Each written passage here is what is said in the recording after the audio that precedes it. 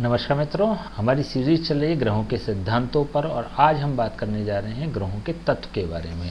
Episode number 12 में ग्रहों के तत्व। ग्रहों के 5 तत्व होते हैं। बेसिकली जब हम प्राकृतिक रूप से बात करते हैं या एनवायरनमेंट में हम बात करते हैं तो 5 तत्वों से मिलके ही पूरी सृष्टि का निर्माण होता है।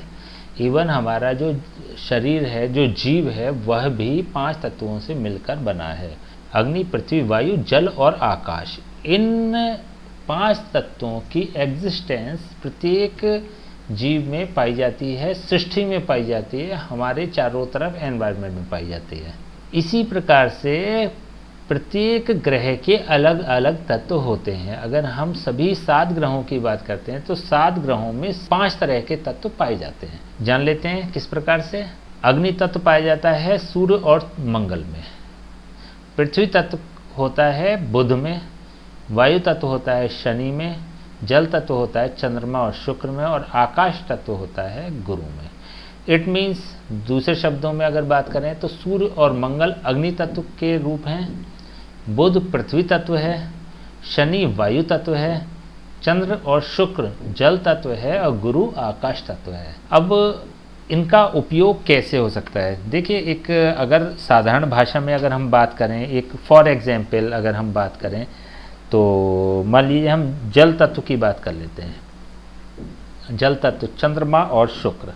जब चंद्रमा और शुक्र का इन्वॉल्वमेंट होता है या जल तत्व के 2 ग्रह जो हैं, ये चंद्रमा और शुक्र ज़्यादा प्रभावशाली होते हैं कुंडली में, तो ऐसे बॉडी स्ट्रक्चर की बात कर लेते हैं। अगर बॉडी स्ट्रक्चर की बात करते हैं तो जल तत्व की अधिकता अगर होती है शरीर में तो व्यक्ति में मोटापा होता है। और अग्नि तत्व या पृथ्वी तत्व की अगर अधिकता होती है तो ये दोनों क्या होते हैं कि शुष्क ग्रह होते हैं। तो शुष्क ग्रह से जो शरीर होता है वो दुबला पतला होता है। अच्छा, पृथ्वी तत्व का मतलब बुध। अगर बुध रिप्रेजेंट करता है या बुध अच्छी पावरफुल होता है कुंडली में, डिनोट कर रहा होता है इन परिस्थितियों को, तो पृथ्वी तत्व की वजह से, पृथ्वी तत्व के कारण जो होता है, शरीर जो होता है वो स्ट्रॉन्ग होता है, गठीला बदन होता है। अच्छा, अग्नि तत्व की वजह से भी होगा। अग्नि तत्व की वजह से भी ठोस शरीर होता है, लेकिन दोनों में अंतर क्या होता है कि अग्नि तत्व की वजह से ठोस तो होगा लेकिन मोटापा बिल्कुल भी नहीं होगा। लेकिन पृथ्वी तत्व अगर होगा, बुध है, तो ठोस के साथ फैला हुआ शरीर होगा। अच्छा, दूसरी बात क्या रहती है कि अगर पृथ्वी तत्व होती है तो ठोस शरीर के साथ हाइट कम होती है, इसकी वजह से हाइट कम होती है। और लेकिन अग्नि तत्व होता है तो हाइट अच्छी होती है। पृथ्वी तत्व हाइट कम देता है और अग्नि तत्व हाइट अधिक देता है। वायु तत्व की बात कर लेते हैं। वायु तत्व से शरीर जो है दुबला पतला ही होता है। एक बड़ी अच्छी बात होती है। देखिए, वायु तत्व की जब बात आती है, जैसे हमने पिछले एपिसोड में भी बात करी थी, पिछले एपिसोड या पिछले से पिछले एपिसोड में हमने बात करी थी कि थोड़ा सा न्यूरो का कारक होता है शनि।